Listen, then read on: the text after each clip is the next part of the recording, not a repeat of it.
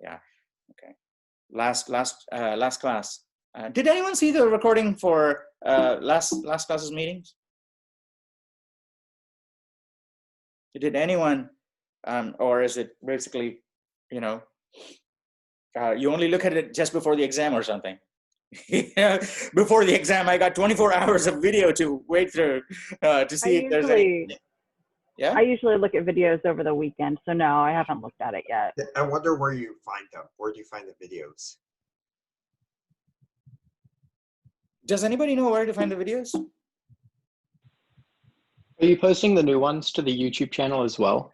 Yeah, everything. Yeah, I only have one YouTube channel. That, I mean, for nonlinear media. So there's only one, and then what happens is as the quarter progresses, some of you will end up producing videos, like how to use VS Code, or how to use Xcode, or how to use a debugger, how to convert, like what Susanna did last class, right? So I think she posted an example problem, a really cool example problem. I think Susanna did. Maybe I did. You did? Yeah, okay. So yeah, so like that, but that was a post. But very soon you guys will also start producing videos, doing something on screen and capturing it with screen recording. If you have a Mac, for example, you just record your screen using QuickTime, right? QuickTime Player has an option to record the screen or a window into a movie that you can directly post on YouTube immediately, right? If you don't want portions of it, like, there's a bit of silence in the beginning, bit of silence in the end, you can always double click it, play it in the QuickTime video player, and then in the QuickTime video player, you can do some basic edits, like you can cut out portions, you can cut out, right? And you can stitch it back together, and you can post that on YouTube. So what happens is that towards the middle of the quarter, some of you will start coming up with your own videos that you want to post in the channel, and when that happens, what we do is I think I basically just have to add your email address into I mean, YouTube has this list. It gives you the option. The channel manager has the option of maintaining a list of all the people who can manage, right, including me, all the people who can manage the videos here, and then I just need to include an email address there. And once your email address is in there, you can post your own videos also on the channel. And if you go back to on our channel, if you go back to look at past videos, you'll see a lot of videos posted by past students, right?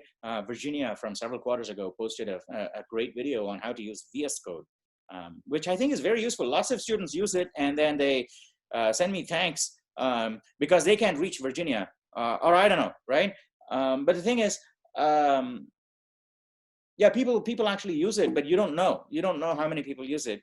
So if you actually do watch those videos, send a note of thanks directly to Virginia or whoever it is, right? Daniel, or whoever happens to post the video, send a note saying, hey, I watched your video. It was really useful for me to, grasp this concept. And I think they'll be happy. Even though they're not a student anymore, maybe they're working at Microsoft or Netflix or Google or one of those places, and all of a sudden they get a beep on their phone. They say, hey, that video you posted 2 years ago, some student thanked you for it, okay? And imagine, right, be in their shoes, and you're working in some big company, and then you get a ding on your phone, and you see, oh, something I did 2 years ago actually helped someone else. And the more of those you have, the more of those thank you notes you keep getting, right? And you never ever flag a thank you note as spam. Think about it, right? I've never ever clicked the spam button on a thank you note, right? I might read it and say, well, thank you for doing that, or pass it on to the right person.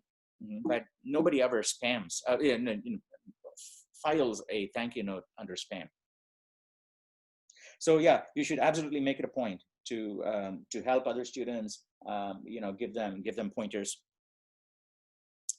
And make your own videos, right? This is a great chance. It's a great opportunity for you to make your own videos. Yeah, I don't know. How many of you have had a chance to make a video and put it on YouTube?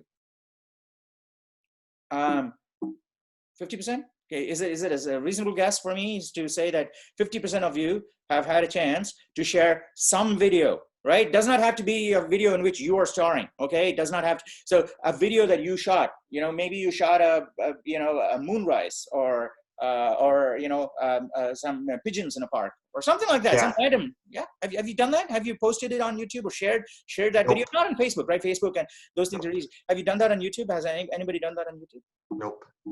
Okay, so here you go. This is to take that as a great opportunity for you to become the next Khan Academy. What's the name of the guy who started Khan Academy? I'm sure his last name is Khan.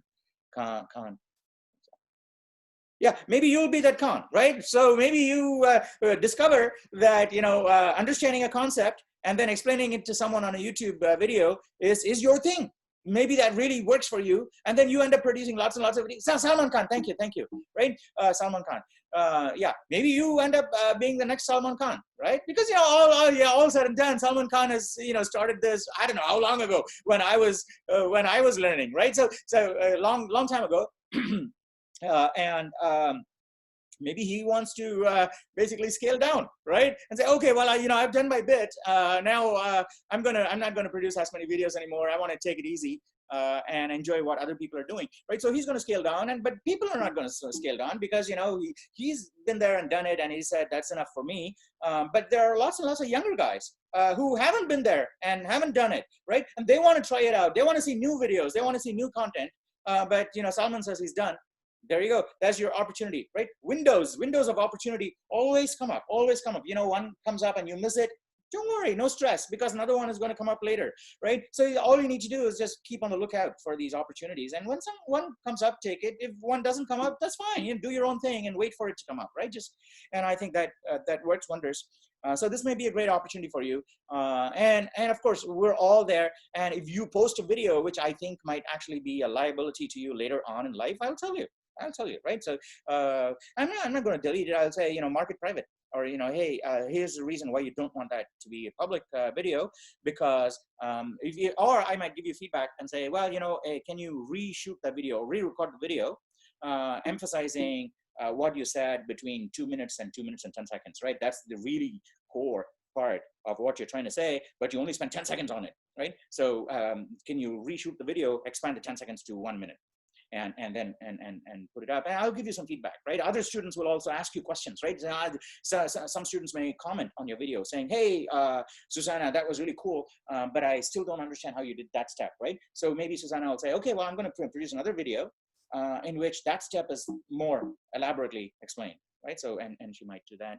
So those are opportunities for you to hone many skills.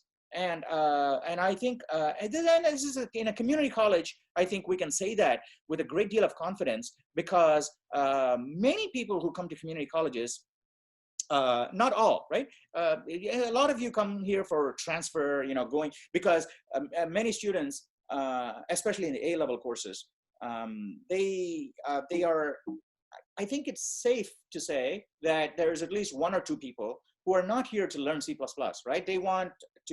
They just want to get past a milestone so that they can go on to whatever it is that they want to do. Like they want to go to Stanford or Berkeley or UCSD or one of these, so Davis, they have a goal in their mind. And I don't know if it's the right goal or not.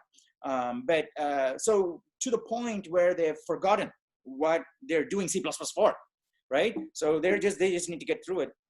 And there's a whole bunch of, there are people like that, but in community colleges, I think, fortunately, that proportion is slightly lower, right? In 4-year institutions, I think people are there for various reasons. Some of them not even their own reasons, right? Some of them their parents or someone else told them, this is what you got to do. This is what you got to do, right? And so they're doing that because someone else told them, or because society expects them to do something and they do it. That's not their strength, right? They're never ever likely to shine in what they do and become a star that illuminates the whole world. They don't have any chance of doing that, doing what they're currently doing, not here, of course, in some college or institution, because of the fact that they are really, really strong in something, right? If they pursued what they're strong in, they can conquer the world. No questions, right? Absolutely, because they're strong, because they're doing it for themselves. They'll do it, right? But on the other hand, I think there's a good fraction of people out there, especially in the big colleges, right? This is the big name colleges. People go not to learn. Many people go to big name colleges not with the mindset of learning something, but with the mindset of getting the label of that college that they can put on LinkedIn or their resumes, right? So they say, I'm from here, right? And if that's the reason why they went to a college, then that college is a whole waste, right? I would never hire that person. Right. So in fact, when, before in the past, right, I don't look at the resume. Yeah. You have to have a talk with the person to find out why it is they want to program. What is it they want to build? What is it they want out of life? Right. Whether they want power and glory or they want to do something that is inherently satisfying, right, to themselves and useful to the world. Right. So if they have power and glory, you're not going to get 100% of them. Right. So if you employ someone who's after power and glory, you can see around you, right? In the news, there's so many people who are chasing power and glory, and they're 80 years old, 90 years old. They're still chasing power and glory. They don't know. And they'll do that until they die, right? So, and so and when you hire someone like that, you're not going to get 100% of them, right? Any problem, they're not going to tackle it with a view to solving the problem. They want to solve it because solving it is going to give them something else. Recognition, fame, publication, whatever it is. That's what they're doing it for, not for the curiosity, not for satisfying the curiosity of solving that problem, right? So you want to hire someone who is inherently curious, not someone who is after something else that comes. So where was I going with that? I don't know. But in any case, yeah, so here's a chance for you to get naturally curious about this. Yeah, community colleges, right? I mean, community colleges, I think a lot of people come to community colleges with the mindset of actually learning it because they don't care about the grade. They want to learn something. And I think that's one of the reasons why I actually absolutely love here. And also, people don't take on crazy ass loads, right? I know. When my son went to UCSD, I was talking about classmates who were doing like crazy ass papers. I can't imagine myself doing that many credits in a quarter, right? And they're killing themselves. And then I also find out that many of these people are not passionate about what they're doing, right? Which is part of the reason why they're doing so much hard work, right? If you're doing a lot of hard work, that means you're not doing something that you like, right? Nothing is really hard work unless you're actually doing something that you don't want to do. Right. So if you're doing something that you want to do, that's not hard work, right? Because even if people say you don't have to do anything, you're going to slowly, secretly go and do that anyway, right? Because that's what you want to do, right? And so people are working really, really hard, mainly because they're doing something. They're following someone else's dream. They're not following their own dream, right? It is never hard work when you're following your own dream. It's only hard work when you're following someone else's dream. Okay, all right, with that said and that out of the way, it's now, and we have a decent number of students in class. So today is going to be your last data representation class, okay? So from next week onwards, we're gonna start coding. And once we start coding, we'll move fast with coding. And then again, you're gonna come back here and when we're coding, we will pick up a problem, right? We'll pick up a problem just like last quarter. You have to watch during the weekend. You make sure you don't just watch the 2 videos from this week, okay? During the weekend, please pass this message on to all your classmates. Right? So I know that a lot of you are here, but a significant number, not a significant number, quite a few of you are not here. Please pass on the message to them if you happen to be connected with them. And also, someone said, how do we all get together after class to work together? Obviously, you can all go to the STEM Center, online STEM Center, and the STEM Center has rooms, has breakout rooms where you can actually congregate in groups of 2, 3, 4, 5, however big you want it. You can get together in these breakout rooms and work together. I think there's also a shared whiteboard you can use. That's possible. If that's not your cup of tea, I think last quarter, some of you guys organized a Slack channel, right? I know you also got this Discord thing going, right? But I think last quarter, some of you were on Discord and some of you were on Slack. I don't know. That's something that you guys have to work out on your own. So try and make sure that you can get some time to get together, okay, and work together on a Slack channel or Discord or Zoom in the STEM Center, and make sure you do these things. So can I talk about some cool data representation fact? Yeah, was that Ben? Who is this? No, this is me, Chad. Chad. Okay, yeah, absolutely. Yeah, go for it. I'll turn on my video so you know I'm talking. Yeah, and your camera is like cutting off part of your face. Yeah, that's great. Excellent. Thank you. So I just found something interesting about I looked at compiled code through a hex editor, and I found something interesting. Can I explain? No, go for it. Go for it. I'm sorry. Yeah, I was just waiting for other people to respond. And by the way, half your face is still cut off. So tilt the screen down a bit. Yeah, I think that's great. Yeah. So did you know that? So I noticed that all the different hex numbers, they seem to represent, when you get to compiled code section of the program, I noticed they seem to represent different operation codes to the CPU. That each different hex thing. When code is compiled. Yeah. Absolutely. And that's actually what I tried running these through a debugger, and that's what you actually see. Right. They actually convert it to what it means. Yes. Which is quite interesting. Like push, pop, all that sort of stuff. Oh, you went and looked at the actual instruction set. So you looked at a program, and then you look at the binary instructions in the form of hexadecimal, and then you looked at the hexadecimal instruction in the instruction set. Yeah, and they kind of match up. And each one actually means different thing. Yeah. That's very interesting. Thank you for doing that. Okay. Very interesting because, and that's why we compile code. That's why we have uncompiled code so humans can read it, so we won't have to deal with stuff like that. Yeah, totally. Thank you so much, Chad, for bringing that up. Yeah. If you guys like, I can shed a little bit more light on what Chad just brought up, and it's very interesting. I don't know how many of you are going on to do computer architecture, right? But one of the greatest breakthroughs, I don't know. It took me, maybe you guys will appreciate it in a minute or so, right? For me personally, it took me several years after having first encountered computers and learned about how computers work, several years to really appreciate that insight, okay? That insight is that an instruction to the computer is indistinguishable, right? It's identical to a data.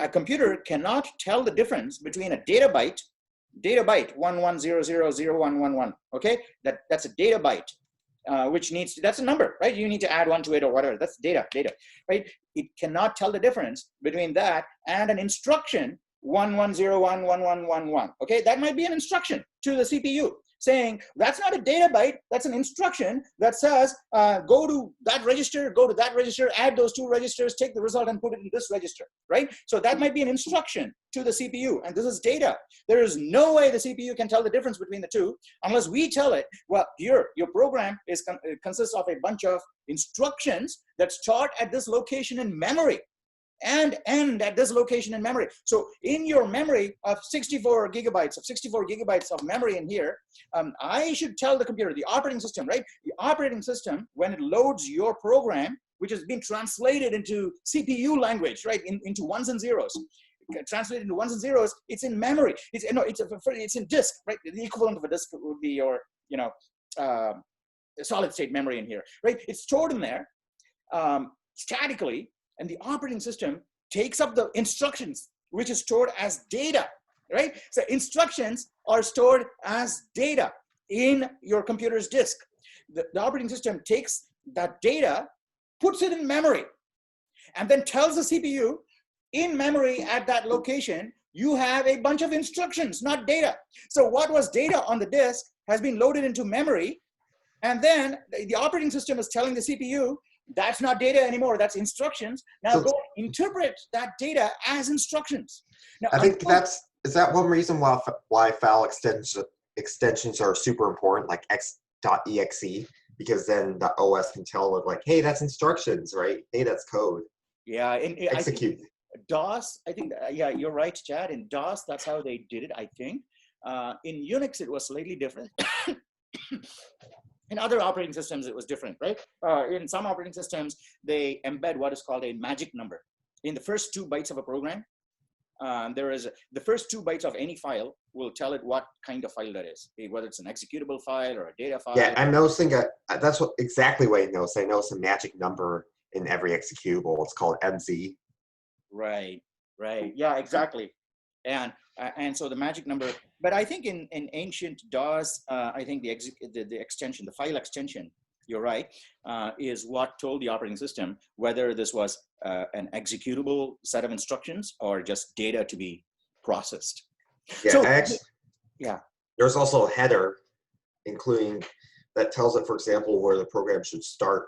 Yeah, yeah, and I think that is called metadata. It's so when you give the instructions to the CPU, it's not the instructions alone not sufficient, right? You got to tell it here are the instructions, and you have this many instructions, right? So basically, your instructions start at this location in memory and end at this location in memory, right? So you need to tell it how, and you need to give it a bunch of metadata, additional information in addition to the instructions themselves. So that goes in a frame, and that's the header. It's all of that is embedded in the file, and it's actually quite easy for us to imagine how instructions can be data, right? So for example, if Chad tells me, hey Anand, put up your video on YouTube later today, right? And that's instruction to me, right? So instruction to me. Now let's assume for argument's sake that I'm not able to do it myself because of various meetings that I have to attend, but I have a friend who agrees to do it for me, right? So now what I will do is I'll take Chad's instruction to me, which is upload this video to YouTube at 1 p.m. And I'm going to pass on the exact same instructions to my friend who agreed to do it for me.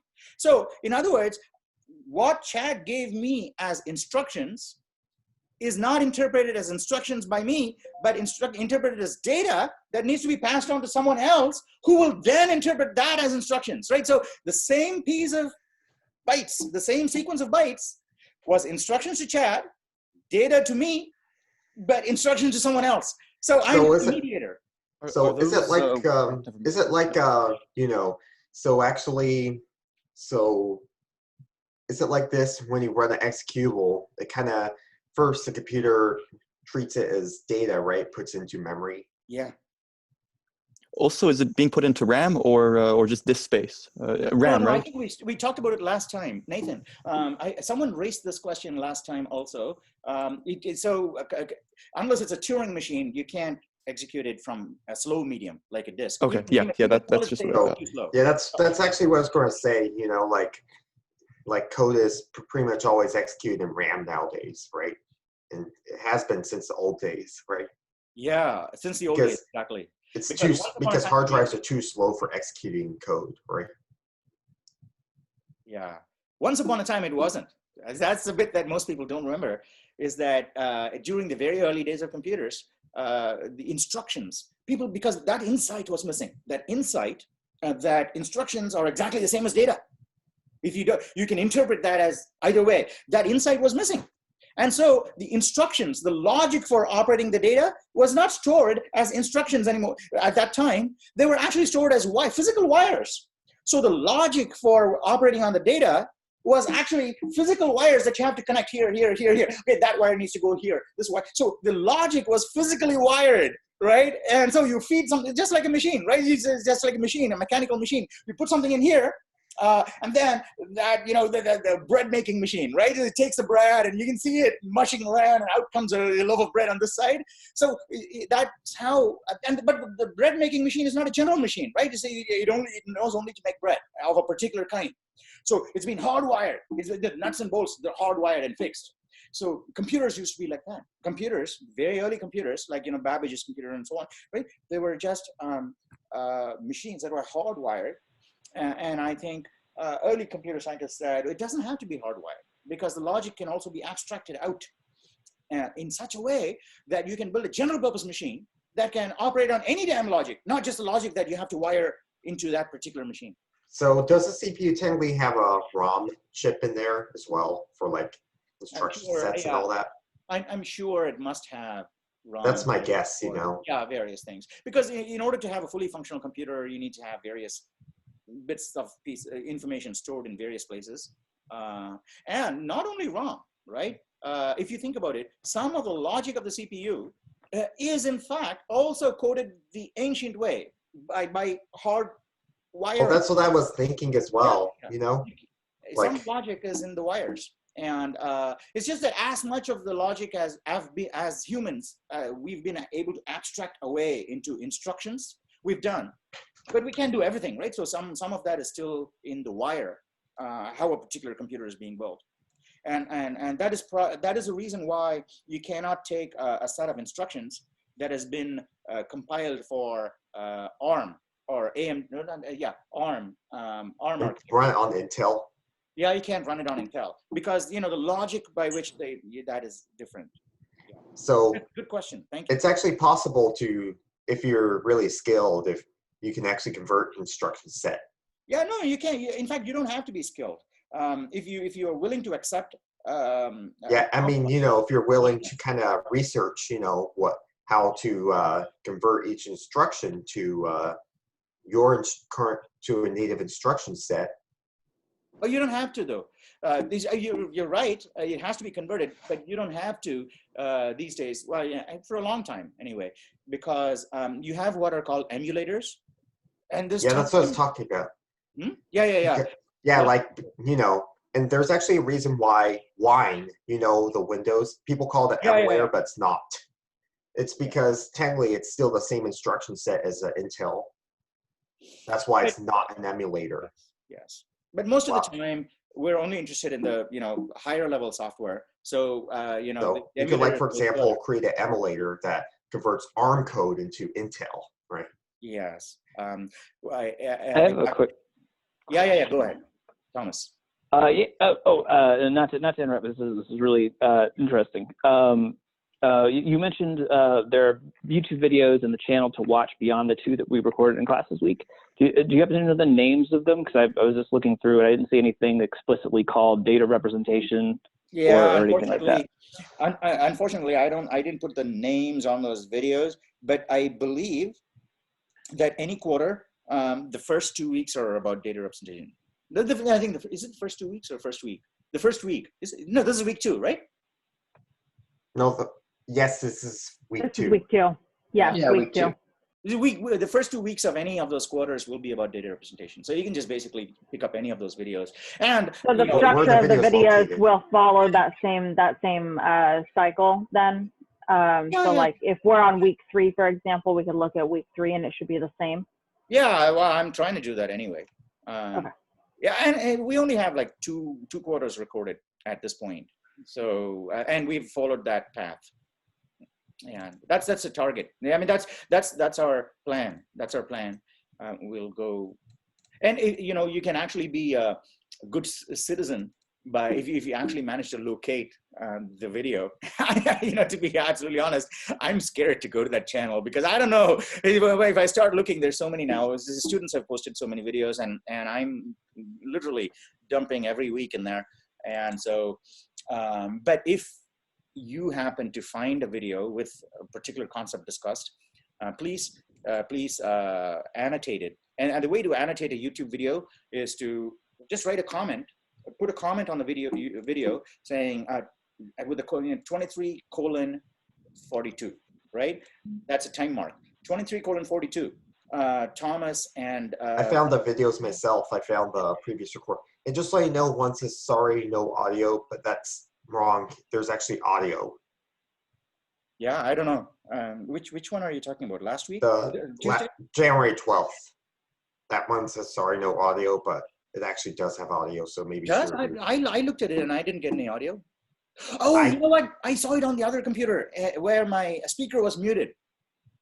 Oh, yeah. Okay. All right. Comedy of errors. So I recorded, the lecture took place here in the living room, and then it was recorded on that machine. And then because of the audio interference, I switched off the speaker there. And then when I went to upload it, I played it and I said, oh my gosh, it didn't catch the audio. And So it did. I must have forgotten to listen to it with the speaker on. Thank you. I'll go and change that. Thank you. Hey, I have a question. Yeah. It ties into what we're doing the first couple weeks. Can somebody give me I guess an explanation or a demo of binary division? Because I went through the module 0 and I'm okay with multiplication, but I think some part of my brain didn't click when it comes to binary divisions. I think the key Yeah, thing same. you should do is convert to decimal first. Convert both numbers. Okay. Then after that, you convert back, right? Do I delete? Because later on it says like take away the fractions. Do you want to try one? Could we work through one? Because that would be very helpful. Yes, Let's please. try one on screen. Yeah, please. Okay. Hey, Ben, do you want to? Who wants to share the screen? This has to be someone with a writing device, or even last class, right? Someone took the pain to draw with their mouse on the screen. I don't know who took the screen last time, but someone was painstakingly drawing characters on the screen with their mouse.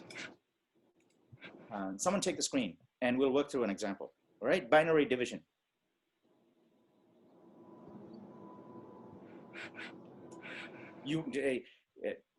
If you guys don't do it, I'll have to do it, but I would rather not do it. Okay. Well, my iPad is over there. But if you can do it, it would be better. I can walk you through it, right? If you do it, you will not forget it. If I do it, you may forget it.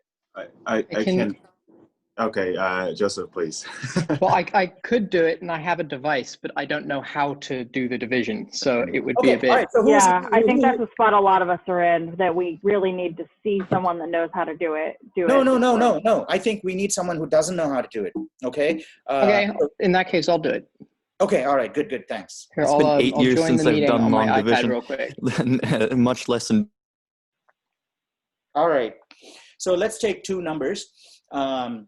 Well, share your screen, and I'm just going to join on the iPad. Sure. Go ahead.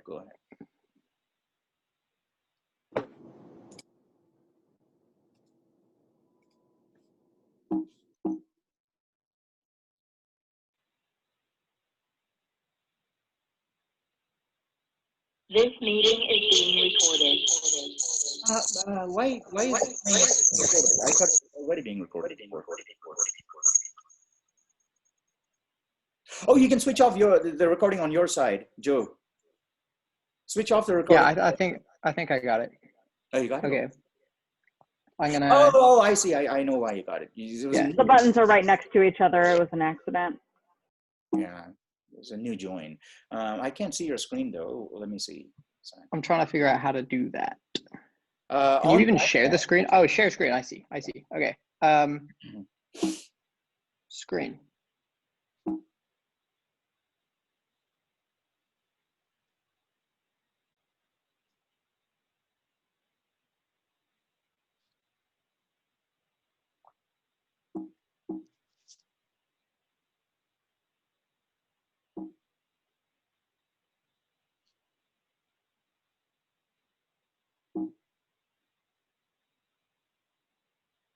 I can't see your screen. Sorry. It says I'm recording. Are you in inside of Zoom on your? Yeah. Okay. So on your Zoom, share screen. You did share screen and Share screen. Oh, but I don't even see your other login. I only see one Joseph London. Let me see. Do I have another one? Oh, I do have two Joseph Londons. Do I? Yeah. Okay, two. And did you share your screen? No, again. It says I'm broadcasting. Who else can see a screen? I can't see it. Are you, did you? I can't see it on my other device. Yeah, me neither. Okay. Yeah, I got to If I do this. Yeah, okay. You see that? Yeah. What happened? So what did you do? Hey. So instead of trying to share my whole screen, there was a whiteboard option. So I won't be in the app I thought I was going to be in, but whiteboard is much better. Yeah. Okay. All right. Let's pick two numbers.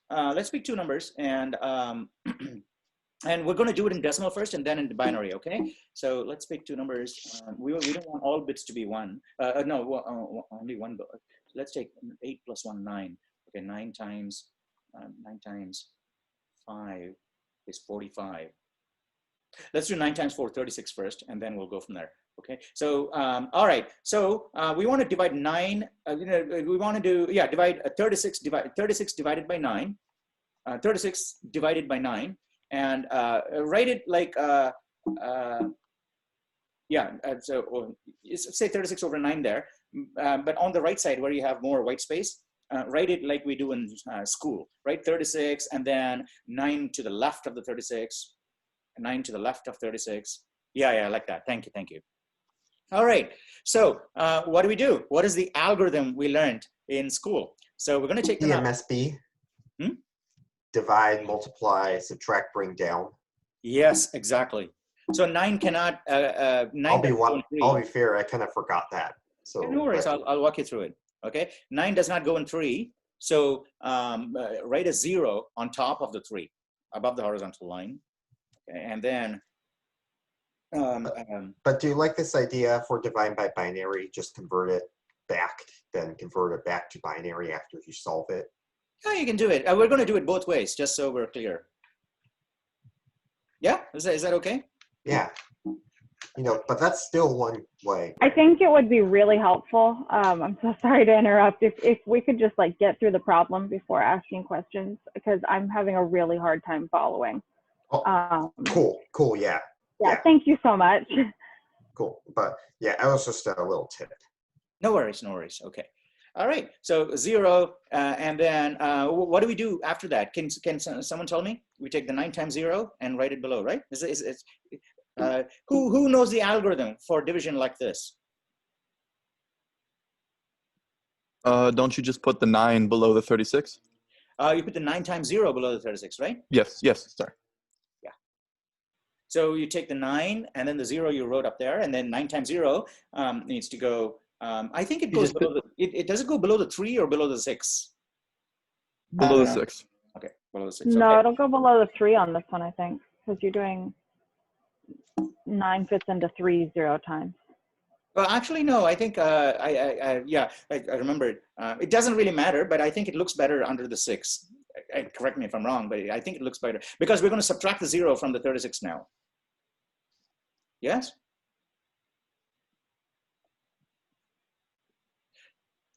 Okay. Actually, subtract the 0 from the 3, and so you write a 3 below. Under the horizontal line, you write a 3. And then you bring down the 6 and write it next to the 3. Now you see if 9 goes in 36. How many times does 9 go? Oh, right. 4. Yeah? 4. Yeah. So write the 4 up there next to the 0 on top. Okay, now write down the 9 times 4 under this number, under the bottommost number. Okay, now subtract the 2. And you get a remainder of 0. Right. So you can't go anymore, and so the answer is 4. Yeah? Okay. Okay, so Yeah. we'll try and do the same thing in binary. Is that all right? Mm-hmm. Okay, so so what is 36 in binary? So we have multiple problems here, right? So we can convert the 36 to binary.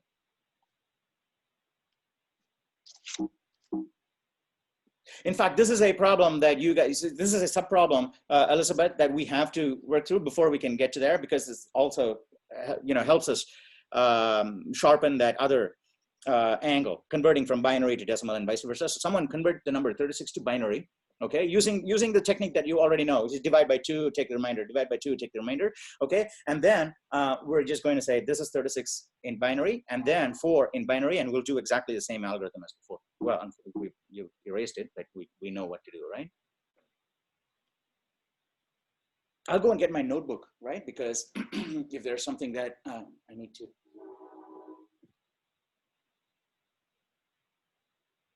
It's 100100.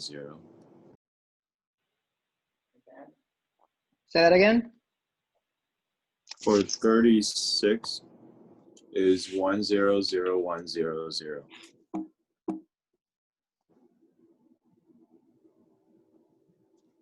I think.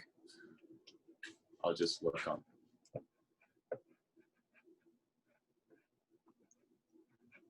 The 2 zeros, Susanna, that you posted in the chat before the 100100, are they necessary? Or because I seem to recall that like if you just keep adding zeros to the beginning, it doesn't change the number, but I'm not sure. Yes, you don't need the numbers. You don't need the zeros. Leading zeros can be omitted, but the and zeros do matter. The and zeros matter, right?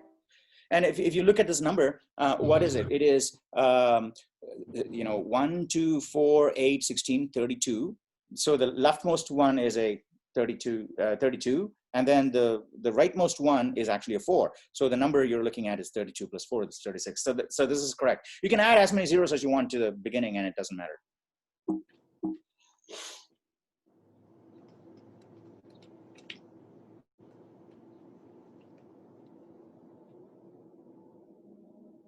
Right. Okay, so now let's do exactly the same thing. Instead of on the right side where you have the blue ink, write down the same numbers, 36 and 9, except write them in binary. And by the way, I'm not gonna, obviously you need to know, the only reason we're doing this division in class today is so that you can know that everything you do in decimal, you can do exactly the same thing in binary and it'll work, right? It's just the same, it's because the method is the same. It's just the base that's different.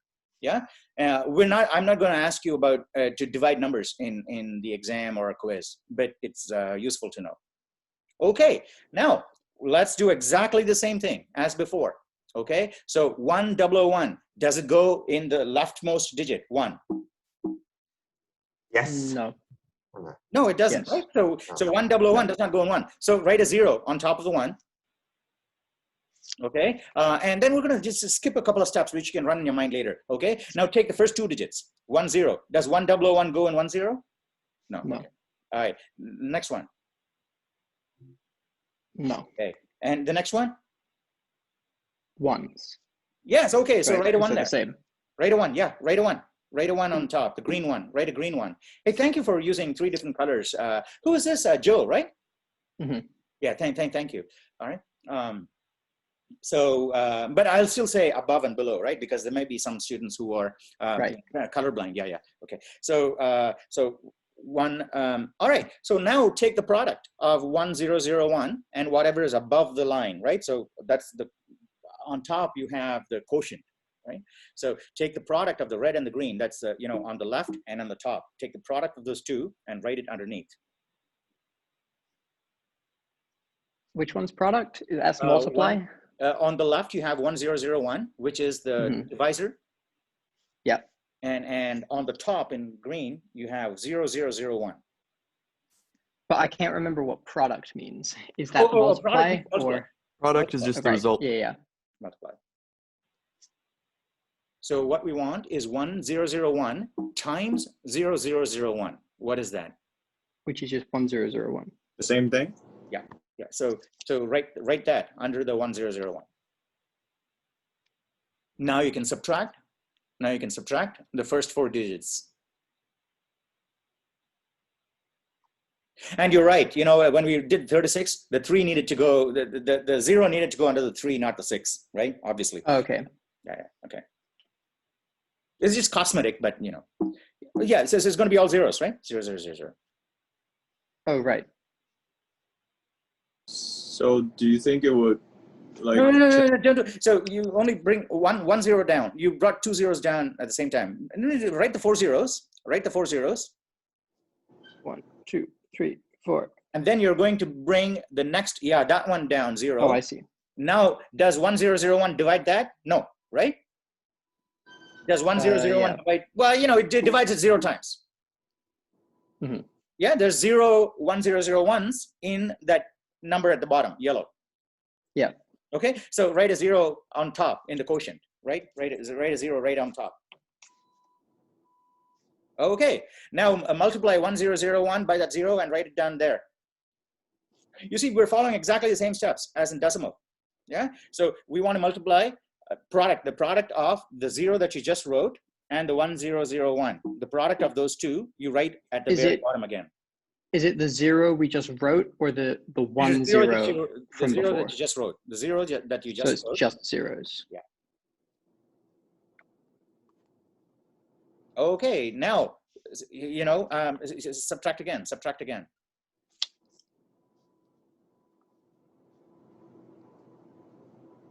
Okay, does 1001, how many times? Can we bring down this one? Yeah, bring down that one. And does 1001 divide that? 0 times, right? Again, yeah, 0. Write a 0 on top. And then and then the product again, the product meaning the multiplication, right? So the product, multiply the 1001 by that 0 and write it below, and take the difference, minus that. Now the algorithm stops because your remainder is 0, as well as you don't have any more digits to bring down, right? That's the condition for stopping the traditional algorithm that we learned in elementary school, right? The algorithm stops when you have a remainder of 0 and you have no more digits to bring down. So now that is the answer. So 100100 divided by 1001 gives you an answer of 000100. What is 000100? 1, 2, 4. Yes. Okay. So we have in binary 36 divided by 9 gives you 4. Does that make sense? Mm-hmm. So this is binary division, right? This is binary division, but you don't have to. The most important thing with binary division, with anything to do with binary, really, is that I find a lot of students, panic, and they spend a lot of time trying to learn the nitty-gritty details of binary, right? That, take it from me, maybe I'm, with a grain of salt, maybe, that is not the way to learn binary or any base, right? If you learn very specifically how it works in binary, this is what I got to do, you've learned shit at that point, right? So nothing, just because that won't work in octal base 27. No. So the way to learn how to do these things in binary is just to learn the concept, which you already know. You already know that from elementary school. It's just that you didn't map it to all these other different bases, right? So in order to learn how to do divide in binary, all you need to do is just know how to divide in decimal. And because you know how to divide in decimal, the exact same technique will also apply in binary. And it's not just division, but exponentiation. Anything you can do in decimal, you can also do in binary. You can do in any base, right? Because all said and done, these numerals and the place value situation, the place value notation, they're just tools, right? They're not the numbers. They're just tools. The quantities themselves, the quantities in our heads, right? 2 in my head is not in the shape of a neuron in the shape of a 2, right? It's not like a neuron that's like that. No, it's some fuzzy concept that my brain recognizes as 2. That quantity. So it's all these things that we see out here. They're just representations. They're just illusions that give us hooks, anchors to play with the concepts in our head. The concepts are in our head, but we're just using these tools here. So if you look at it from that perspective, binary division is just another way of looking at the same thing. If you don't have this, then no matter which way you look at it, you're going to look at nothing, right? So the way to understand this is not to look at it through one particular telescope, but basically look at that, and then any telescope you look at it, you'll get that picture. Yeah. All right. Hey, what happened right now? Did you just select all the vectors? Did you select all the? How did I was seeing if I could make them smaller. Oh, so it's possible then. So you can actually make that. I don't think it's possible. No. You did that. You selected everything, right? Yeah, but then I couldn't move anything. No. Now try and scale one of those. Not just scale one of them. Not all of. Oh, gee. Oh, never mind. All right, let's not waste time here. Okay. But that does that answer the question for many of you who were trying to who were struggling with binary before? Yeah. Great. Thank you. Thank you, Joe. This was a great demo, and I think we worked through something that is potentially confusing for a lot of students. So, and thank you for that. Anybody else want to go? You can try. something else, a floating point if you want, two's complement, one's complement. If you want to know how to represent negative numbers in base 10, right? We've worked through a bunch of examples in previous quarters. But if I told you, for example, you got base 10 numbers, decimal numbers, right? 1, 2, 3, 4, up to 9, but you cannot use a dash sign, right? So how do you represent negative numbers in decimal? If you want, we can work through one of those and show you the concept, the idea behind two's complement, right? So that's the idea behind two's complement. And so I can explain what ten's complement is. And from ten's complement, you'll understand. No, actually, let's not waste time on that because I've already done a class on this. It's in a previous lecture. I think it's pretty much recorded. If you guys don't find it, let me know and I can show you how to do it. But basically, ten's complement is exactly the same as two's complement in base 10, right? And it's easier to understand for many people. It's ten's complement is easier to understand for many people to say, well, oh, that's how we represent negative numbers. Okay? And then once you know that, then you know, right? It's the same thing in two's complement also. So you can do that, or any other data representational issues that you want to talk about. That's fine. We can do that too. Anything else that you are finding particularly challenging or hard to understand, let me know. All right, I can talk about those. Today is, again, reiterate that we won't come back to data. See, data representation, even though we're not going to come back to this later on, I think is key to being a good programmer in many ways, right? So let's to take an example. If you're working on Netflix, right? So suppose you're working on Netflix, which is a streaming data company. And I was thinking about this. As a good example after I uploaded the video from last Tuesday into YouTube. And usually, even from that room, right? Even from that room where I have, packet loss, the router is here. You see the router here, right? So this is my router. And okay, so even in that room where the reception, the Wi-Fi reception is not as good as here, the video for last week uploaded really quickly, like within 10 minutes, right? And it was a regular length video too, and it uploaded. And then I was curious as to why it happened so quickly, whereas other things took longer. And I found it. I think I found the reason why that upload was really quick, and that also ties into our data representation discussion here today, right? So let's do a ballpark calculation of how big the data file, if we didn't use any intelligence at all, and we just encoded the data, the video, just the video, forget about the audio, just the video, right? So in Zoom, I click the record button and it's going to record the entire class. And let's say the class is 2 hours long, right? 2 hour long class, and it's recording it at, I think the Zoom's resolution is 10, 1K by 1K, one by one, right? So I'm not doing high. It's 1,000 by 1. This is 1 million pixels, right? So it's storing 1 million pixels per photo, right? And the way that a video is made is essentially capturing 24 videos every second, right? So, right? That's how it in movies also, right? So it's frames and each of those frames. Is that why movies take up so much space as well? Exactly. And that's also why I have video compression, right? Yes, and we're going to do that right now.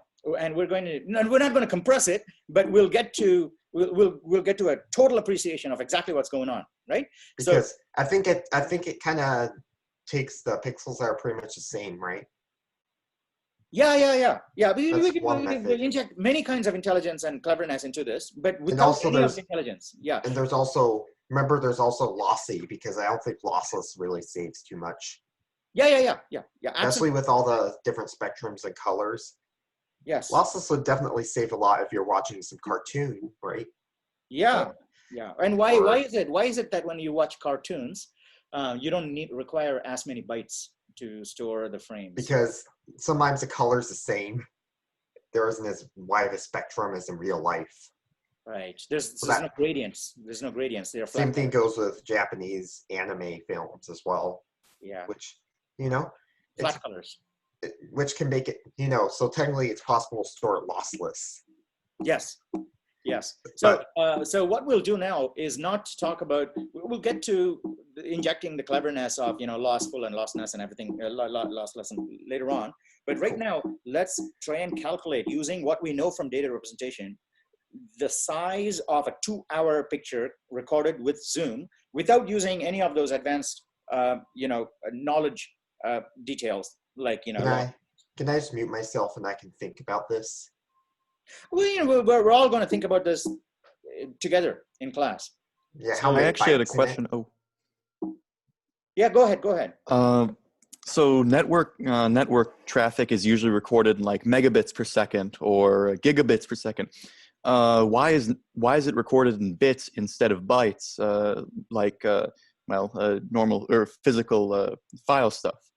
That was very poorly worded. I'm sorry, but no. I think you had me thinking also. I think it's just convention or a history, because really they're just one-to-one, right? This is one-to-one map, because it's I think it should just be convention or some historical reason for it.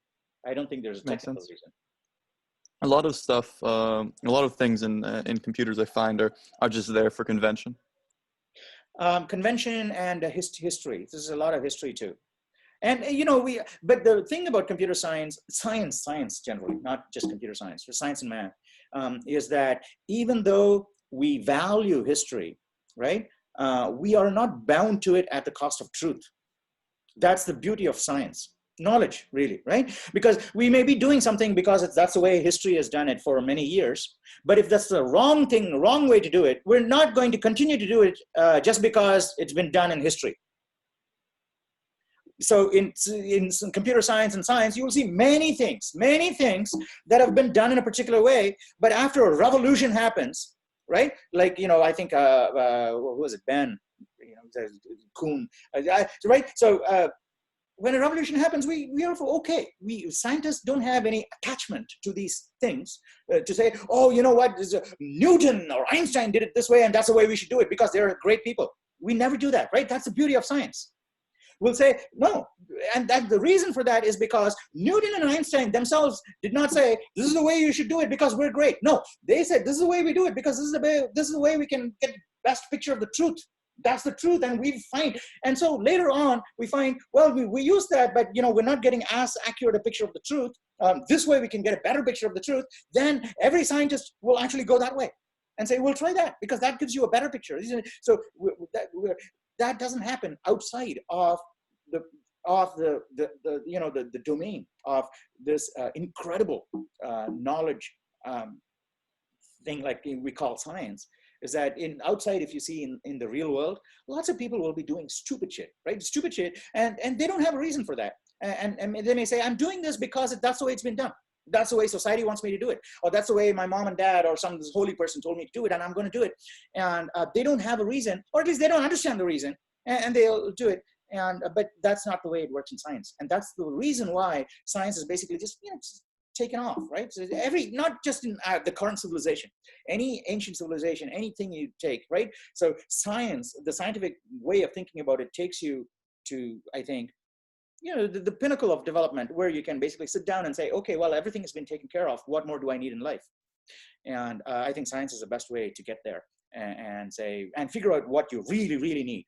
And I think, I don't know, right? Again, these are all just my personal opinions, and which are bound to change. I might say something completely different tomorrow. Okay, so the only way that you can tell whether what I say is right or wrong is to examine it in your own head and say, well, okay, well, that seems right, so I'll believe it until such time as I can find out what Anand said was actually total nonsense. Well, I'll give it the benefit of the doubt.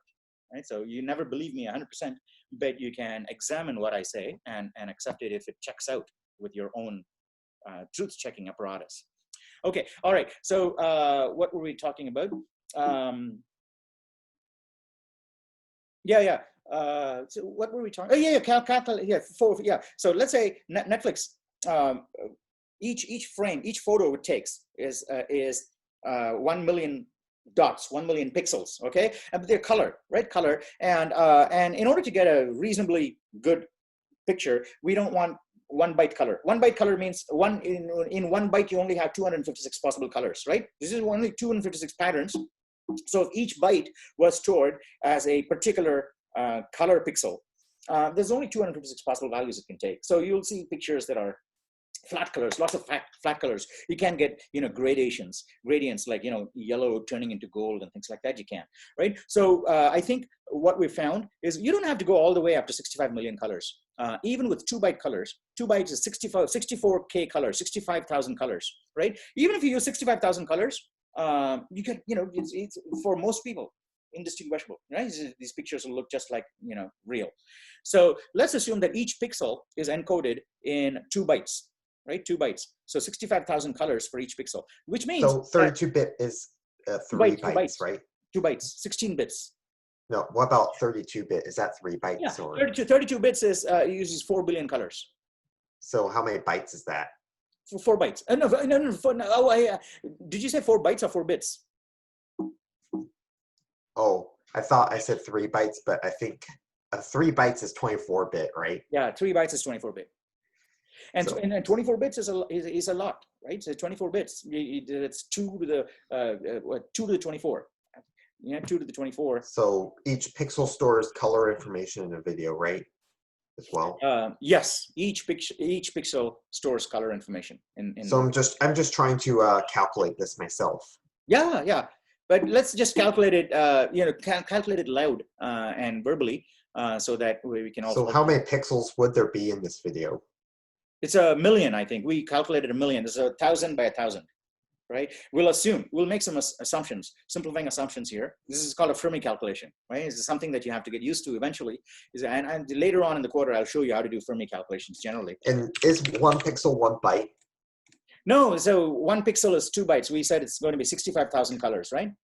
So each dot is 2 bytes, and we have 1 million dots. So 2 million bytes. 2 million bytes, okay? So it's 2 megabytes per photo, right? 2 megabytes per photo.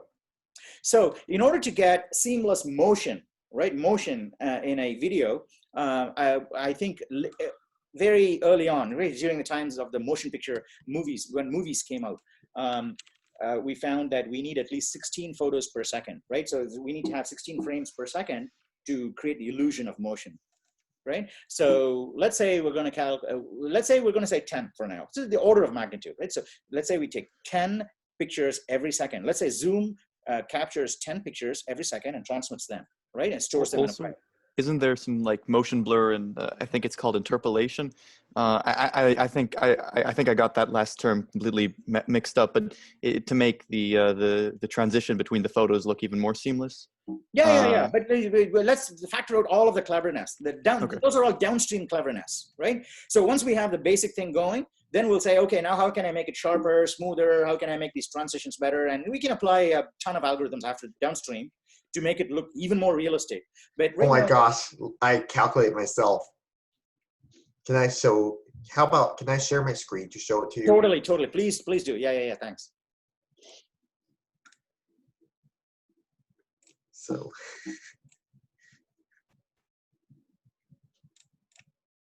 see. Oh my gosh. Can you increase the, maybe I need to double click here. No. How about I'll just blow it up for you, right? Control plus or sub, Command plus. Yeah, that's great. So you can read it. Okay, so can I tell you how I did it? Yeah, sure, go for it. So I multiplied the amount of pixels 1 million to 2. Mm-hmm. Then I multiplied the amount of frame. So the 7,200 seconds, that's 2 hours. I multiply that by 24 frames per second. Yeah. Then I multiply the two numbers together. And this is what I got. Right. So it's 345.6 gigabytes, right? But it's not just that. There's also audio.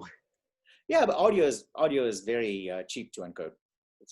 But that's why you never have uncompressed video, if I'm correct, right? Because it takes up that space. Yes, even audio, uncompressed audio is also big. Nowhere near as big as this. Yes. So you see, this file is huge. So in practice, essentially every video you watch including the ones I've seen on Disney Plus and that sort of stuff, is being encoded at you in compressed, lossy compression, right? Yes. Even if it looks Forget so about good, lossy. right? No, forget about lossy for now, right? So that's irrelevant. Lossy is irrelevant. Cool. Yeah. So if they transmit the exact data that they capture to us, right? And Disney and all these other channels, they even do 4K video, right? So we're not even, this is just 1K, 1 million pixels, right? They're doing 4K and all.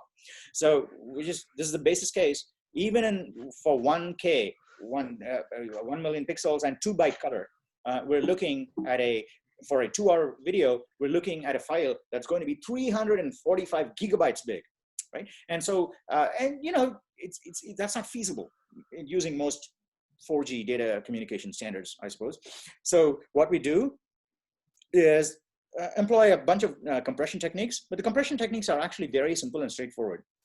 Think about it. What they do is just transmit the first picture, okay? And then every subsequent picture is not transmitted as a separate frame, but as the delta between the first picture and the next, right? So here's the first picture, and here is the difference only, not the whole thing, but just the difference. And the difference might just be 2 or 3 bytes, right? The difference might be, oh, you know, my hair, actually, I don't have any hair now, but, you know, so the difference might be, you know, oh, in this, you know, my eyes are closed, and here my eyes are open, right? Maybe a blinked, right? So the difference might be just that tiny rectangle.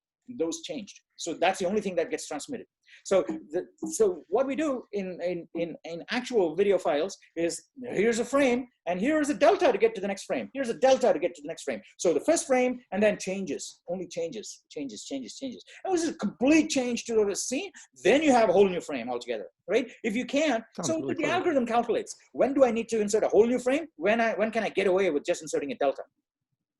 And the way you calculate the delta is where you can inject other kinds of intelligence and cleverness and say, well, you know, I don't, the delta, I don't need to give the entire information. Maybe I'll be happy with a little bit of loss there. I don't have to encode all of the eyelashes, right? So things like that. You make these assumptions. That's where the loss is. That people don't really see, right?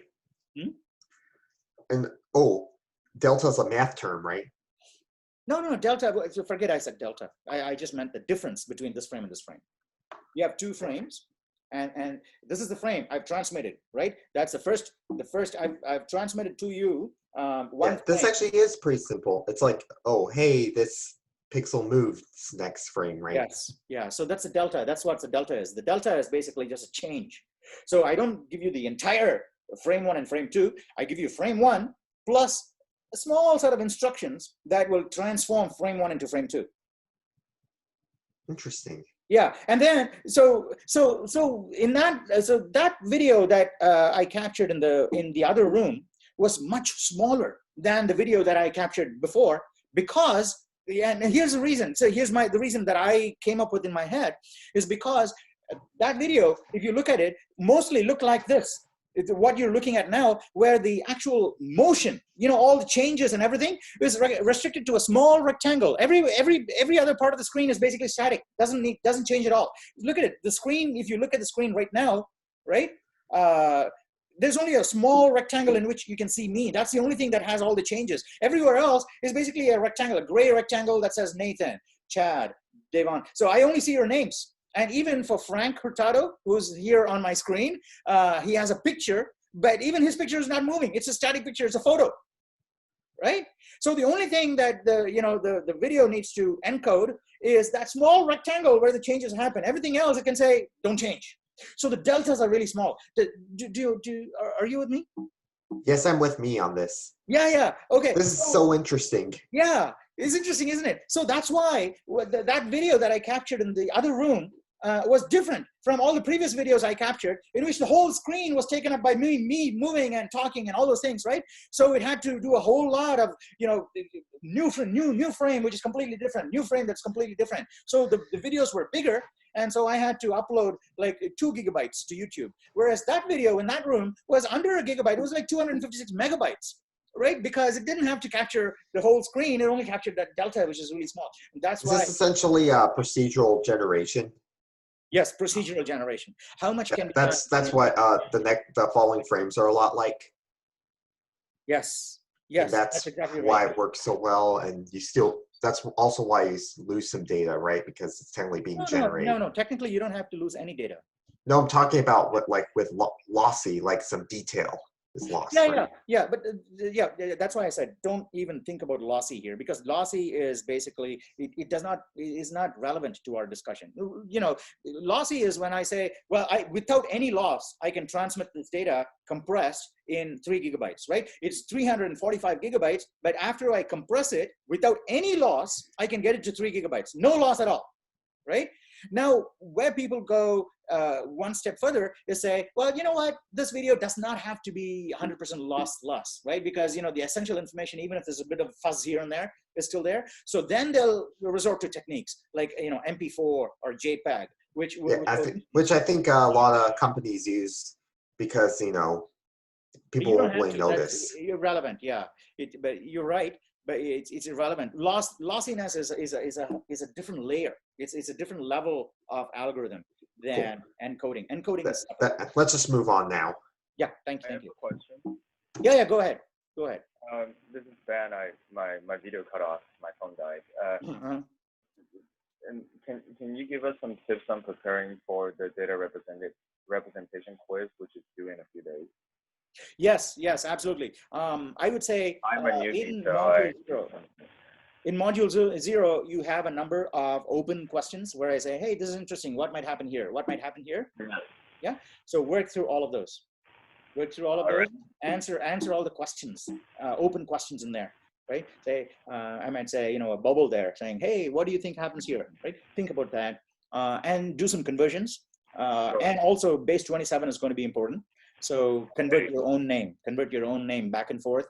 You should be ready to be able to convert anything that's given to you in base 27, right? I might give you like 5 numbers in decimal and say convert them to base 27. I got lucky because my name is short. So. No, I'm not going to use your name. Okay. I might say, oh, here is a longest word in English. Convert that to decimal. Okay. Now, what is the longest word in English? You know, flossy, possy. Supercalifragilistic, something. Yeah. All right. So like that, or I could give you a long number. I could give you a long decimal number and say, you know, here's a number like dead beef, right? 32115762. So it's some long number, and say convert that to hexadecimal and see what it is. So convert that to base. That's what the quiz is like. The quiz will be like that. Any others? And it's objective style. What else will be in the quiz? Just data representation. So, I mean, it just simple things. I don't know what you say. You know, what is simple to you may not be simple to other people. Yeah.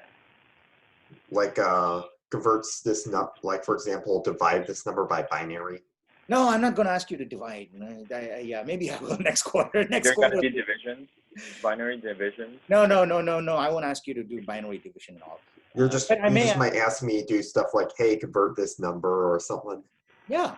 In fact, it'll be easier than that because I'll say, convert this number, and here are 5 possibilities. Which one do you think is the answer? So it's objective multiple choice. And but you still have to figure out, because the choices you get will be so close to each other that you may actually have to work it out to find out, oh, you know, is it A or B, right?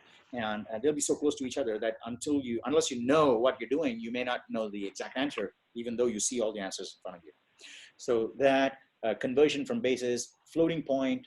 The problem that Susanna posted. I don't know if she's already done the quiz, but the problem she came up with is a classic example, right? Is a classic example of a typical problem you will actually see in your quiz. Right? So for a moment when I saw Susanna's problem when she posted it on Reddit, I thought maybe that was actually a problem she picked up from the quiz. I didn't check, but it's probably not. But that is a great example. So you'll have problems like that too. There is actually one division problem in the quiz, but that's it. Just one. Division problem? I don't remember. Yeah. It's actually 1 second. Let me find it. It's question 10. No, it doesn't. So your question 10 is different from everybody else's question 10. Oh, okay. Oh, I got a division problem.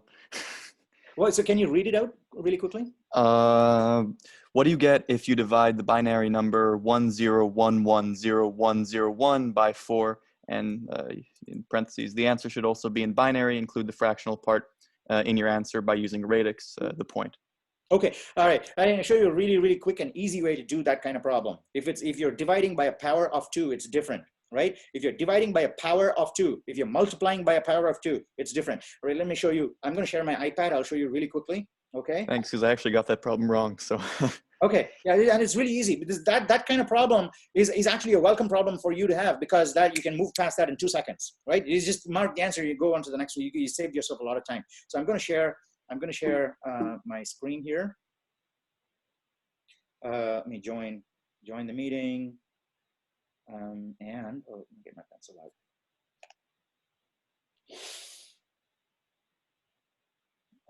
I have joined the meeting. So, oh, it's still connecting. Why is it still connecting? Okay, I'm gonna leave the meeting and join again.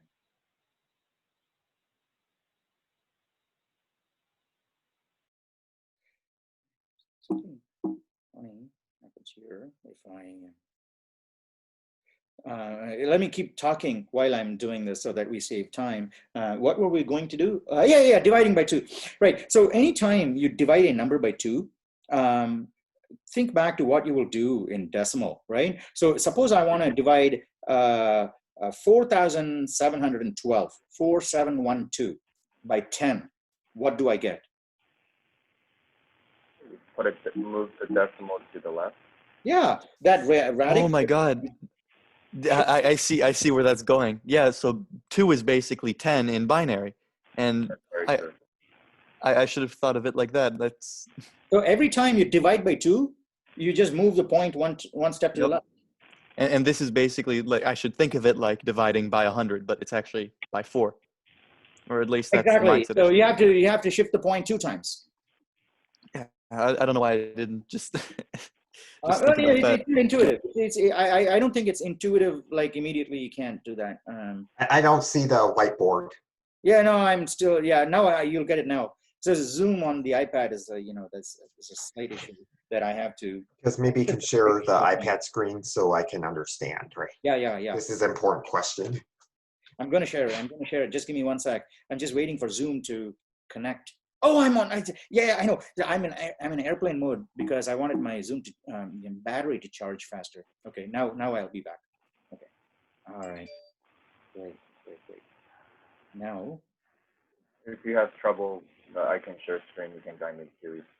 Yeah. Okay. All right. Go ahead. But I think I should be there very soon. Yeah, you do it. But you can do it if you're on screen before I am. Then. Okay. All right, let me see. There you go, I'm here. All right, Foothill Zoom. This meeting. Okay. All right, so I'm going to share my whiteboard. Can you guys see my whiteboard? Yes, perfect. Okay, great. Okay, so let's say 4712. Okay, so if I divide it by 10, what I get is basically 471.2. Yes, and that's because 4712 is nothing but any number, right? 4712.000, and you can keep on going. Yeah. So every time I divide by 10, this point moves 1 step to the side. So if I divide by 100, it's going to go 2 steps to here, and you'll get 47.12. Yeah. So likewise, in a binary, if I give you a really complex binary number 11011100011, okay, and I say divide this by 2, the easiest way to do it is basically what's called a shift. It's called a bit shift, and you want to shift all the bits to the right by 1 step, which means that this guy here, this one will basically get shifted out, right? So this will become 110111001, and then this 1 got shifted out of the byte. So it's basically 0.1 here. Okay, if you're talking about binary numbers, this is what you get by dividing that by 2, and you can convert it and find out that's true, right? Can't you do that in C++ by doing What's Yeah, it called? totally. Those the alligator signs. If you know the greater than. Yeah, and then yeah. two, and two of those. So it's I think two lesser than signs to shift to the left, and then two greater than signs to shift to the right. That's correct. Yeah, and you can totally do that in C++. The operator is called a shift operator, and it is exactly the same operator you use for cout. Right, cout is, and in fact, you can say, when you say cout, when you say cout, we haven't started programming yet, but eventually, right? Cout, hello world, right? This reminds me of print from my Python class. It's the same thing, right? Yeah, not sure what you said there. You know, it print. has the same functionality, but it's different approach to it. But is it? You said that with the decimal. Sorry, I'm just trying to connect my reading to what's happening here. So is that what the truncation had to do with too? Then, like cutting out that number, or would we actually be writing out the decimal point in that division from the last example then? Is it the same? Yeah. It is exactly the same.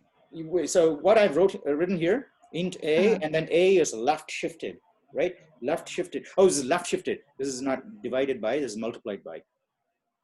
Right? If you shift things to the left, you're multiplying by the base. If you shift things to the right, you're dividing by the base, right? Because if I have, 375 times 10, what's going on? I'm shifting all the digits. 3, 5, 4 is place value, right? I'm shifting all the digits because I'm multiplying by 10. I'm shifting them all to one higher place. So I'm saying if that becomes, if this was a number, right? 4 boxes. Right? Social security like, right? So four boxes. If I multiply that by 10, I'm shifting everything to the left. So that becomes,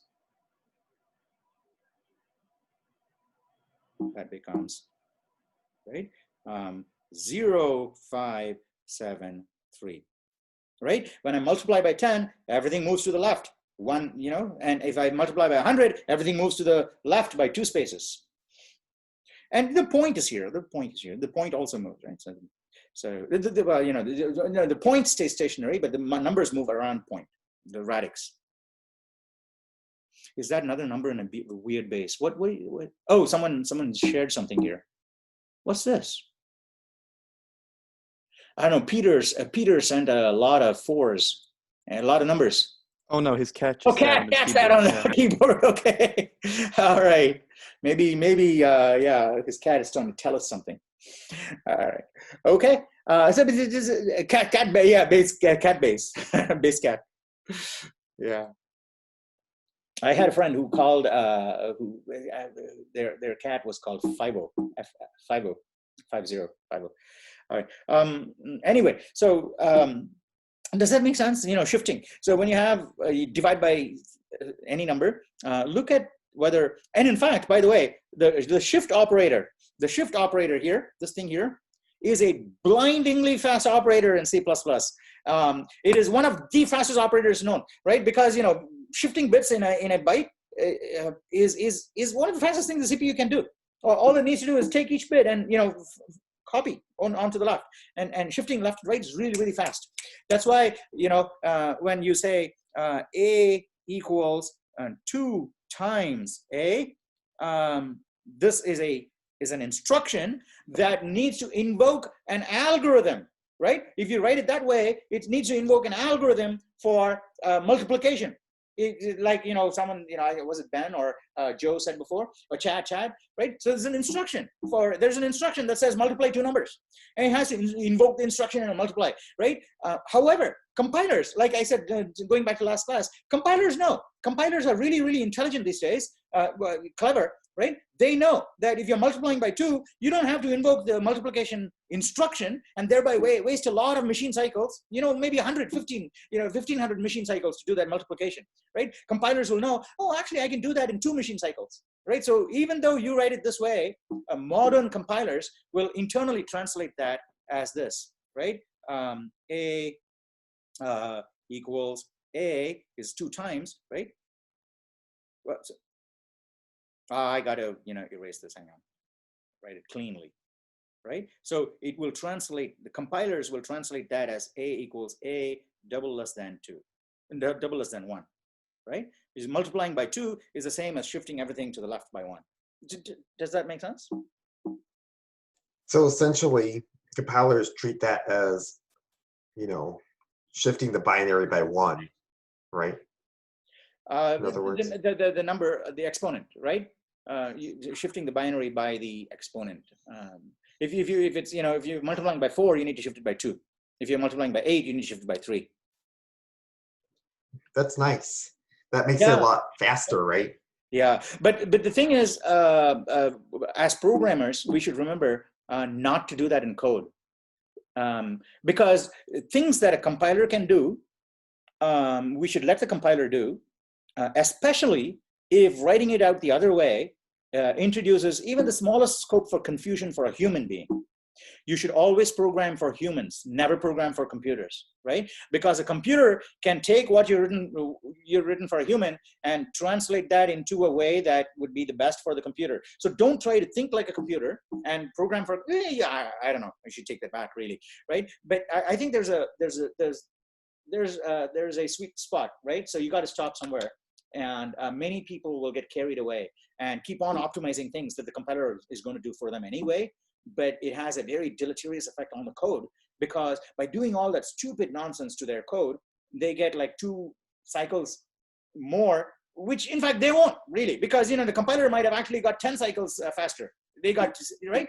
So they did some crazy ass things to make it marginally faster, but the cost of that was all that thing they did to the code made the code much harder for other people to understand. And so always code for humans and let the compiler take care of the low-level optimization for, and I can't, even though I tell you this now, and maybe you just listen to it now, you will actually see, right, later on in your programming career, you will see a lot of programmers. Maybe you hire them, or you contract the job out, and then you look at the code they give you, and you'll see these are not programmers that studied computer science. Self-taught people that basically just threw things together and got them to work in some slipshod way. And you can tell if they are real programmers or not, because you'll see that they are going to great lengths to do some stupid optimization at the cost of readability and more important things, that instead of optimizing the algorithm, right, which a computer cannot do.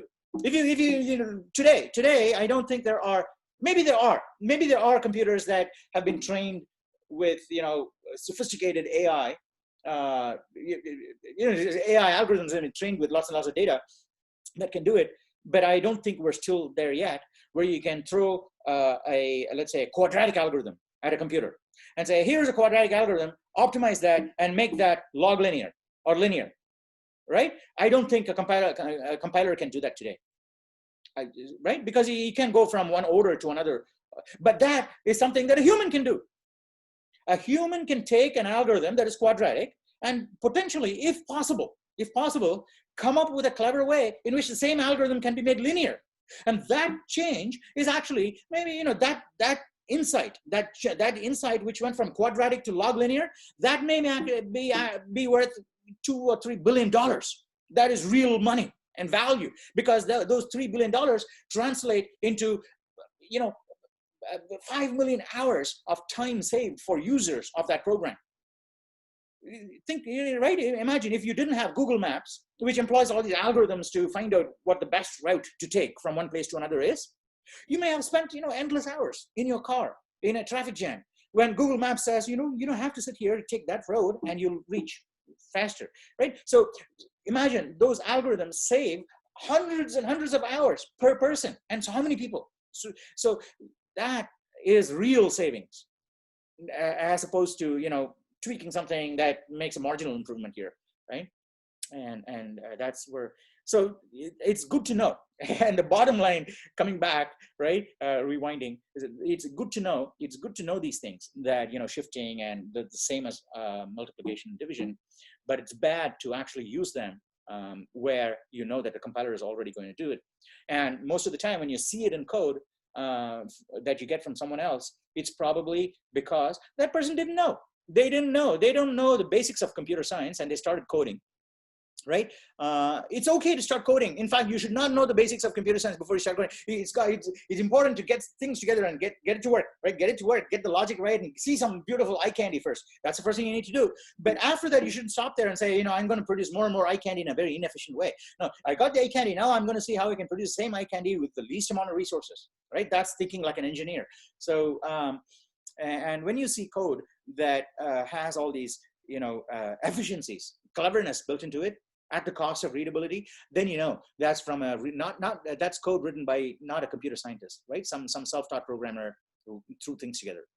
And because if you look at code from a real computer scientist, a good computer scientist, you can actually read it very easily. You can read that code and understand it far more easily, even though it may be a very complex algorithm, right? It may be a complex algorithm, but if a computer scientist writes the complex algorithm, you will find it easier to understand it than if a newbie writes the same algorithm. And they could both work. They could both work. They could both be 100% right. But a computer scientist's writing, the same way, right? You know, some random person could have gone and written the Game of Thrones. George R.R. Martin, right? Same story, exactly the same story, but he knows how to write it in a way that makes it interesting, right? So, or at least HBO knows how to edit out the right things and put in the right things. You know, these things need to be here so that the movie is engrossing all the time, right? We don't lose any audience. So that's what distinguishes an expert programmer from a novice programmer, is how they take what they know and present it in a way in which other people can understand. Novices always want to explain things in a way that other people don't understand, so that the other person can say, wow, that is really solid and profound shit, man. I don't know how you got there, but that really is profound, right? So that's the feeling that novices are going for, saying, oh, I need to be thought of as, you know, someone who came up with some really cool stuff. But an expert does not want to be thought of like that. An expert wants to say, I got this really cool thing. I don't want that person to appreciate me for having come up with that. I want them to appreciate this because this is really cool, not me. I'm not the cool thing. This is cool. When they say that this is cool, I also get this high, right? So that's what you'll find from experts. The people who really know the shit, they want you to understand that thing, not them. And so yeah, and with programming, I think, you know, many of you probably already know this because some of you are already programmers, I think. Maybe it's just here. I know someone. Yeah. So I actually worked on a complicated file editing program. Yeah. So And if you want, it would be nice if I could explain each function later. You should, so you set up a Slack channel meetup, or, you know, a post on Reddit saying, you know, I'm happy to, you can host a Zoom session where other people who are interested in come in and look at your code. And you'll find that is what is actually going on. And I think also, I had a theory, and I don't know if it's true, that part of the reason why novices make things complicated is maybe from a fear that if the other person actually understands what I'm doing, they can see that it's hollow, right? Cool. So yeah, I try to make my as simple as possible as well. Yeah, exactly, right? That's what an expert does, right? You know it, you want to make it as simple as possible. So even with just a few years of experience coding, you know, yeah, I still work to try and make it as simple as possible. That's what a real computer scientist does, right? Especially for ourselves, right? You may come back to it 2 years from now, and then we want to make it our own job easier to understand and modify that code. You know, there's this really good Einstein quote. You see it everywhere, or at least it says, if you can't explain it simply, then you don't understand it well enough. And, you know, I think that builds on your point. And I also find that whenever I see something and I don't know it very well, like especially in programming, it looks like, you know, hieroglyphics. It looks so insane and extremely complicated. But when you boil it down, or at least when you get to that conclusion step by step, things at least sound a lot more simple than you know when you saw them initially. So yeah, absolutely. And it's a great feeling too, right? When something that is complex eventually becomes simple. Yeah, it's a great feeling, isn't it? Yeah, it is. Yeah. So actually, the Einstein quote that I was thinking of, you picked up a different one. He said something else that I also like very much. It is, and it's related. Is be as simple as possible, but no simpler. Right? Which is, again, that alludes to that sweet spot, right? So the things need to get simpler and simpler, but beyond a certain point, that should not get more simpler than that. So be as simple as possible, but no simpler than that. And I think that's a very useful observation also. And it ties in a lot to what is I think, in science called the Occam's razor principle. The Occam's razor principle is that things should be as simple as possible, but no simpler. And essentially, we actually have, from information theory, we have a quantitative metric by which we can tell when a hypothesis could potentially, not always, could potentially be simplified, but at that point, you cannot simplify it anymore. We have a quantitative, objective criterion we can apply to say, this is where we should stop simplification, all right? And that is actually a quantified version of Occam's razor. And what we do there, I don't know if we even want to talk about that. Well, if I'm happy to talk about that. If someone else has something else they want to talk about, please take the screen. Another demo is fine. On Tuesday, before Tuesday, make it a point to view both lectures of the third week. Okay, on YouTube, locate the lectures. If you can't find it, ask on Reddit, and maybe someone can share it on Reddit. Watch both of those lectures, and then on Tuesday, what we'll do is we'll pick up a program. We'll start with Hello World.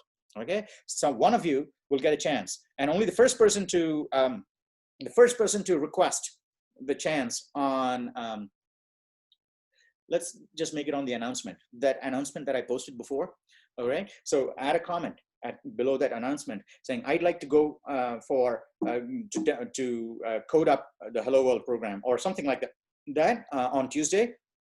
And then we'll go, assign, we'll go in order.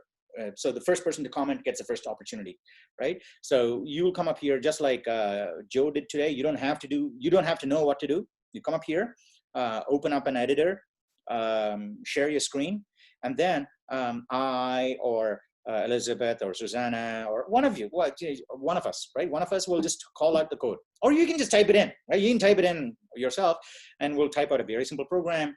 Start with Hello World, and then we'll take the same program. That program will last us the entire 2-hour class, and then we'll start making small changes to that program, right? We'll start injecting more and more things. We'll inject arithmetic expressions, run it, see what happens. Change that, run it, see what happens. Change this, run it, see what happens. And that's the only way we can find out exactly what happens when everything changes, right? So we try various things, and all of a sudden, maybe Nathan said, we're doing something, and Nathan says, hey, you know what? I want to see what that happens. What happens if we do that, right? We'll do that too, right? We'll do everything any of you call out, we'll try it out in live in real time. We'll try it out and see what happens, because today we have the luxury of trying out. We can try it out. It's not going to break, right? It didn't used to be the case many years ago, right?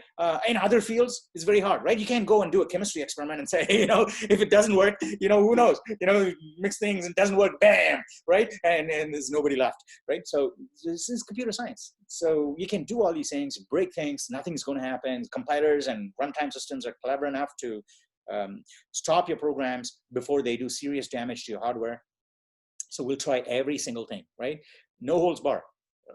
Anything in your wildest dreams, right? So you said, I would really like to see what would happen if you take the 64-bit number and divide whatever it is.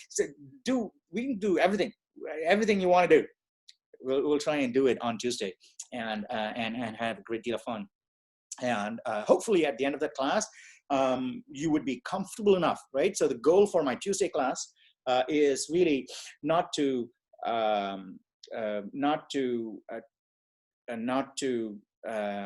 let's say transfer or teach everything to do with basic programming, but essentially just to get you comfortable enough with opening an editor, writing a simple 5-line program, simple, right? It's a template program. You just call off from your head. We want to get it to a place where you're comfortable enough to basically close your eyes and type it out, right? So, and believe me, that will happen at the end of Tuesday if it hasn't already happened. right, to that, so that on Thursday, next week, we'll start taking that program to the next level, which means slightly more complex things in there. Maybe, you know, if we're totally comfortable, we can also start playing with the branching statements on Thursday. We'll say, hey, let's try and make some decisions in your program, right? If A is an even number, do that. If A is an odd number, do this, right? So maybe we can try that on Thursday. So we slowly branch out. And then next week, we can try looping, right? And then after that, arrays.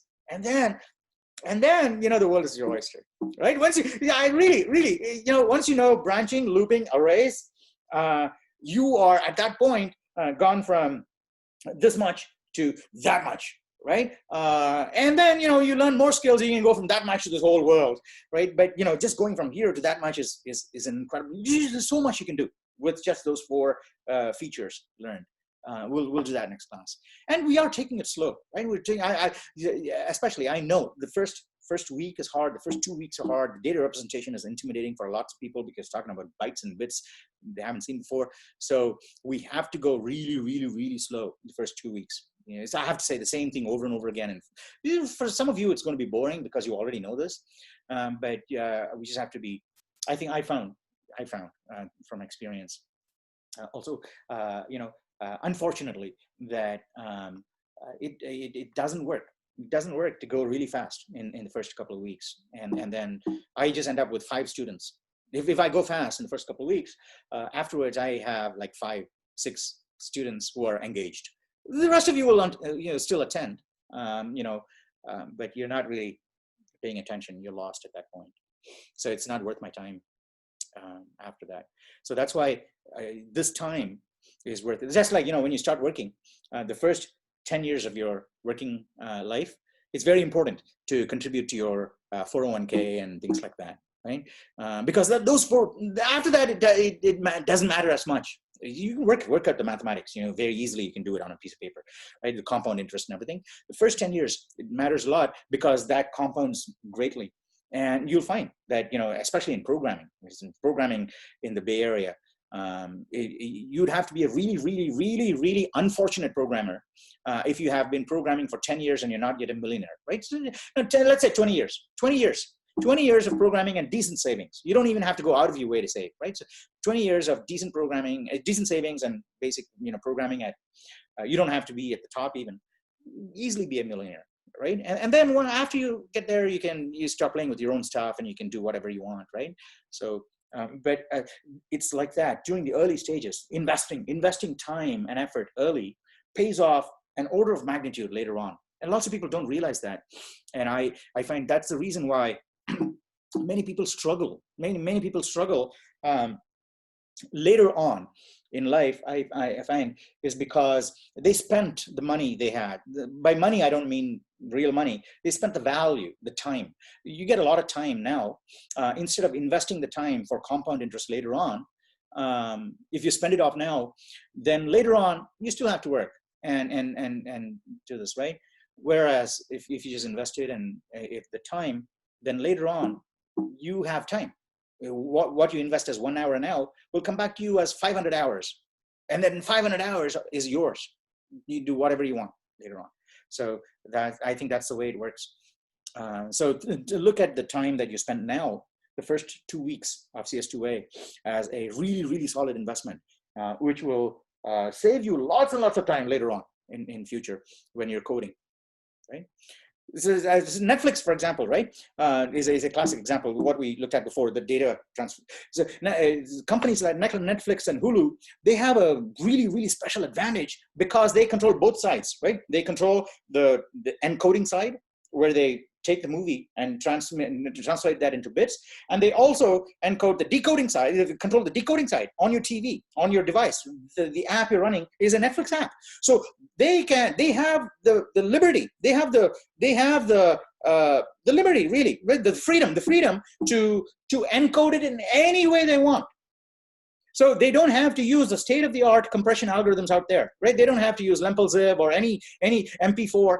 They don't have to use that. So if you're an engineer at Netflix and you come up with a really clever way to encode the data such that you can minimize the lossiness, right? Minimize the loss, or even say no loss at all. Lossless compression, which is much better than what you can get with MP4.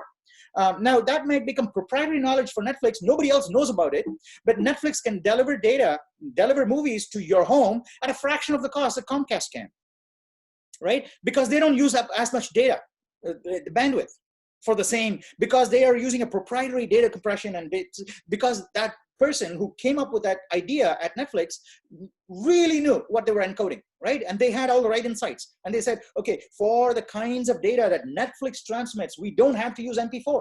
MP4 is going to be lossy, and we'll end up sending 55% more data over the pipe if we use MP4. Whereas for Netflix kinds of movies, which we know a lot of things about, which other people don't know, we can encode it in this very clever way and save like 50% bandwidth, right? So that kind of thing will become possible if you know the nitty-gritty details of these things, right?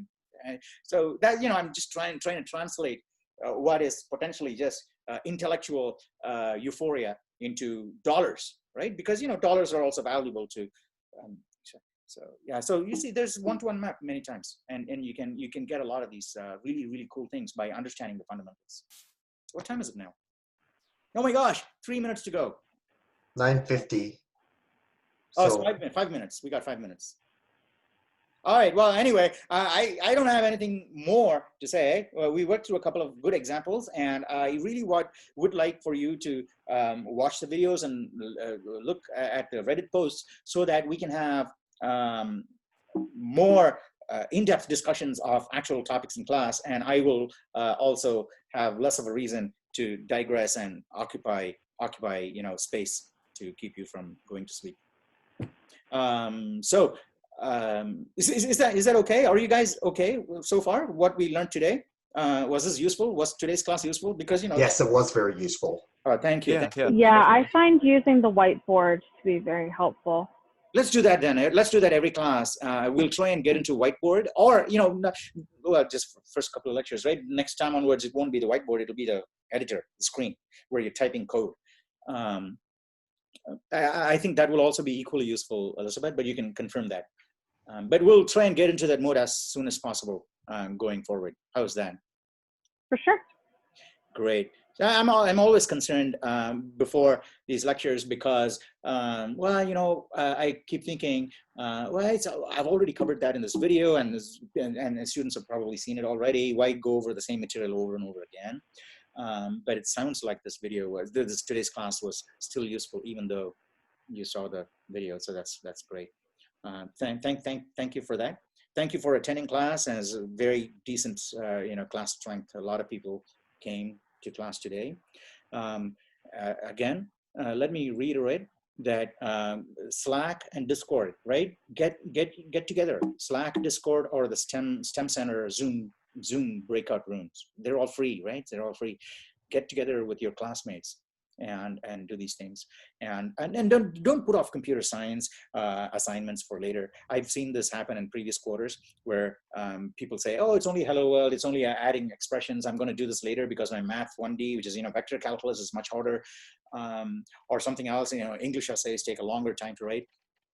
No. All right, so here's the best strategy. Write your English essay, but set your timer, right? 30 minutes maximum, my English essay, right? After that, computer science, then go back to your English essay, right? And likewise with computer science too, right? When you're programming, set yourself a timer. You have to set yourself a timer saying, when my timer goes off, 30 minutes, I'm going to set a timer, no, not 30 minutes, 1 hour. Okay, minimum 1 hour. When my 1 hour timer goes off, I'm going to stop programming no matter how much of a roll I'm on, right? So sometimes when the timer goes off, you don't want to stop. Make yourself stop and try it. Make yourself stop. So next time you come back to coding, you'll be looking forward to it. Okay, now I get back to coding. So try that. And the reason I say that is because it actually helps not just to build up your own expectation and anticipation, saying I want to go back to coding. No. So it actually helps because when you're not coding, you're actually still thinking about the solution. You actually come up with a solution. Sometimes you're stuck and you don't know the solution. But take a break. Go on a walk. Right? Come back and you'll actually see the solution. This is because you've been working on it in the subconscious, and things will happen. So yeah, those kinds of things we'll start encountering more and more. Thank you so much for all of you for attending class today. Thank you. Thanks. And you're coming back on Tuesday, right? I guess. All right. I'm gonna yeah. go off to my next class. Thank you very much.